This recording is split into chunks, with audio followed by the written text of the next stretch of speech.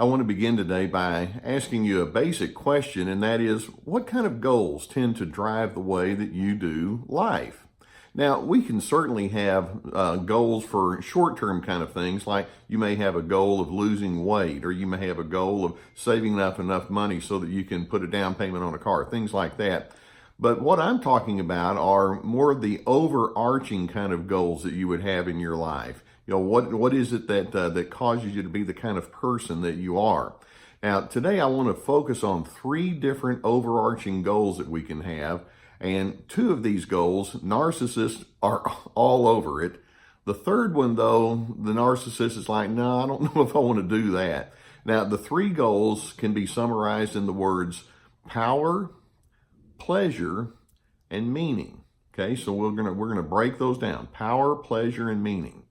Now, when you think about a narcissist, you think of somebody who's a strong, dominant kind of person. They're very forceful. They have a real high need for control. And so the power goal is going to be something that's very appealing to them. Now, let's keep in mind that wanting to have a certain kind of power, if we can actually inject the word influence in its place, we can say, well, that's not the worst thing that you can do. You want to have a power or an influence so that you get things done, or so that you can achieve certain things in life that require a lot of exertion and foreplanning. That's okay.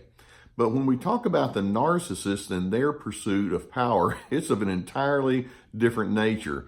Their power can actually be referred to as overpowering. You know, these individuals have such a strong impression about who they are and their own sense of importance and how life is supposed to go, that power is something that they want to have, and they want to have it in a way that says, and somebody has to be in the powerless position, and that's where they make their mistake. They want somebody else to be powerless, and so that's where you come into the equation.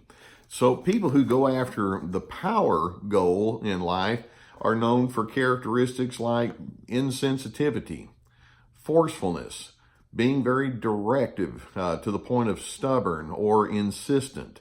They tend not to be very good listeners. They tend to tell you what to do. They're very commanding in the way that they approach life.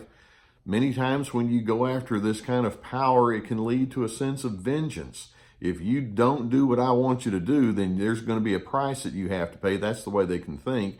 And so that can set them up to have problems with rage or anger. Many times they have a sense of arrogance and the superior, better than thou kind of mindset. They tend not to receive input very well, because receiving someone else's input implies, well, there's something that you have to say, and they almost feel like listening means that they have to be submissive or subordinate, and it's like, no, in my power mode, I don't do subordinate. And so their sense of power requires somebody to be in the down position, and that's a very appealing kind of a notion or a goal that drives the narcissist. Now, when we talk about pleasure, that also can be something that a narcissist can go after. Many times we think of the narcissist as being, what's in it for me, and if this is going to do something that's going to give me a sense of entertainment. And again, see, pleasure is not a bad thing. I like to laugh. I like to be with people that I enjoy their company, and I like to do things that are fun and that bring a sense of frivolity. That's okay in its place or in its context.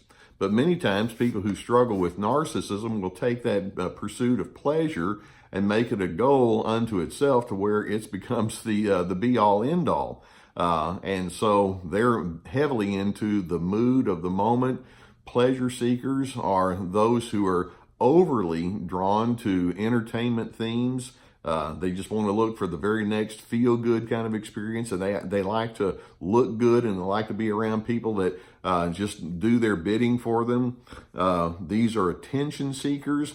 They enjoy joviality, which I actually enjoy quite a bit, but their joviality can then lead them towards an impression of, being impressed with vanity and things like that. They get into overindulgence. Many times, people that have a strong narcissistic bent will overindulge with their alcohol use or other substances, because it's all about making me feel good. Many times that this narcissistic pleasure seeker can appear very friendly as long as we keep it on the upbeat side, but they don't want to have to deal with hurt, and that's the low empathy part. Now, I like the friendly part, I just don't like the struggle part that relationships tend to bring. And so pleasure seekers will go with the notion that says, what have you done for me lately? And there are key things that they don't particularly like to have to come to terms with. Things like responsibility or, budgeting or family requirements and things of that nature, dealing with disappointment. But then we come to that issue of meaning. You have power, you have pleasure, and then there's the driver or the goal that says, I want a life that's anchored in meaning. And this is where a lot of narcissists just kind of jump off the wagon and they say, thanks, but no thanks. You philosophical types, y'all can go do that. I've got a party I'm going to go to, or I have somebody that I need to go tell what to do. That's kind of how they think. And when we talk about being driven by the goal of meaning, we're talking about going more to your interior, to the heart level, or maybe a good word that we could use would be essence, which comes from the Latin word that means being. People who focus on meaning and are driven by meaning zero in on being words rather than doing words, or rather than saying, what am I going to do with my life, which is an okay question. The deeper question is, what is my life going to be? What kind of inner characteristics drive me? And narcissists, because they're so taken over by power and pleasure, they tend not to really want to focus on that inner kind of stuff because that might make them have to think about somebody besides themselves. For example, as a compare and contrast, the power or the pleasure-seeking narcissist likes to be impressed with themselves and they like other people to think well of them, whereas the person that seeks out meaning enjoys characteristics like humility and giving. How about that? It's a different kind of a way of thinking. Or the power and pleasure-seeking narcissist winds up becoming very emotionally insensitive, whereas the person that seeks after meaning wants to be tuned into other people. They care about the folks that are in front of them, and they make sure it's a known thing. That's what they like to think and do. The power and pleasure seeker winds up becoming belittling, or they ignore the essentials in other people, or they just discount some of the human dimension, like, don't bother me with that kind of stuff. Whereas the person that seeks meaning wants to know how to encourage and how to be a positive, uplifting presence in the lives of other individuals. They genuinely care about how others think and feel and how life impacts them.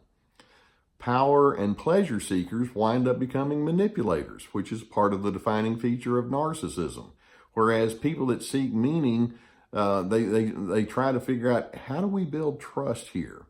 How do we create a heart-to-heart connection where when we engage with each other, we know that there's something really good and something very impactful in a healthy way that we're going to be able to experience with each other. That's a different way of thinking, and narcissists tend not to want to go in that direction. Power and pleasure seekers ultimately operate with fixed attitudes or fixed notions as to how things should be. Now, particularly the pleasure seekers, they don't want to feel like they're being tied down to fixed rules or regulations. So they'll say, no, I don't have a fixed agenda. Oh, yes, they do. The fixed agenda is, don't bother me with all those other responsibility kind of things. It's all about me. Whereas the person that's driven by meaning, they look to have a sense of openness. There are many different needs and feelings and interpretations people have, and rather than just going according to what my thoughts of the moments are, I need to make sure that I'm constantly vigilant to the needs and feelings of others, and I'm learning how to blend and coordinate well with other people. Narcissists don't know how to do it. In fact, they just imply, I don't need to do that because you just need to coordinate with me. So we look at these three drivers, or these three types of goals: power, pleasure, and meaning.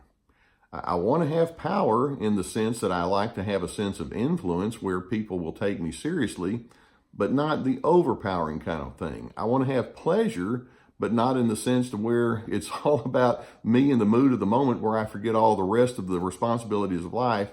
Sign me up as being a person that has meaning. Basically, as you think in terms of having meaning in your life, you anchor down in a notion that says something to the effect of, my life is going somewhere good. And as many people as I can have join me in the process, I'm going to be open to that as a possibility. I like investing in people. I like investing in things that matter and things that actually uplift and build other people up. Now, I'm hoping that that's something that you can be inspired toward, and as you examine where you are compared to where the narcissist is, I'm hoping that rather than just looking over at the narcissist and complaining and saying, I just can't stand the way they are. Okay, that's a given. You don't like the way they are. But then bring it back to the question that says, that being the case, where do I want to go and how do I want to go in a different kind of way? And I hope that you can anchor down in what it means for you to have meaning in your life. I'm hoping that you would join me in that. Now, I'm going to bring Gus up here. Here's my guy. Hey, Gus, say hi. There he is. Gus is just right here, right next to me. And I want to make a comment here. Many of you have said, hey, where's Gus? Or I like it when Gus is on there. You know what? When we have our animals in our lives, it's a part of our meaning, because when we have animals, then they tend to give and share unconditional love. And it actually brings out the things that can be right about us. And so having said that, I want to close with a quote from Viktor Frankl. He's the one that wrote Man's Search for Meaning, and he's an icon in the field of psychiatry and psychotherapy. Viktor Frankl says quite simply this: the salvation of humanity is through love and in love. I like that. And if you can think like that and you can anchor your daily decisions in that kind of thinking, then you know that power has its place, pleasure has its place, but meaning is what gives you that sense of internal peace and contentment. And that's what I want for you.